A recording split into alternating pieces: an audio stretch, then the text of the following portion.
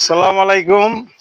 এই যে আমি বলবো আজকে আপনাদেরকে, অনেকজনে অনেক কিছু মন্তব্য করে যে কিভাবে ঝিলমিল বেলুন ফোলানো হয়। এই যে ঝিলমিল বেলুন গুলো, এগুলা ভাইরাল বেলুন। এই ভাইরাল বেলুন গুলো আমি এই যে এখন এই গ্যাস দিয়ে ফুলাবো। এগুলো এই যে ছাড়া দিলে উড়ে যা মানে উড়ে, এগুলো এই কারণে বাবুরা বেশি পছন্দ করে এই ঝিলমিল বেলুন। বাবুরা কি, বড় বড় এই সবাই পছন্দ করে, বড়রাও পছন্দ করে। বেলুন গুলা অনেক ভাইরাল। এই যে দেখেন কিভাবে ফুলাইতে আছি। এই যে আজকে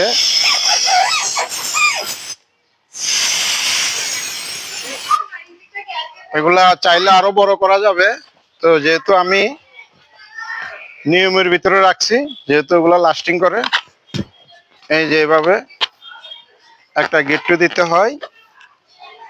এখন যদি আমি ছেড়ে দিই কিন্তু উড়ে যাবে, তার মানে আমি যদি না বাঁধি তাহলে এই বেলুনটা ধরে রাখতে পারবে না।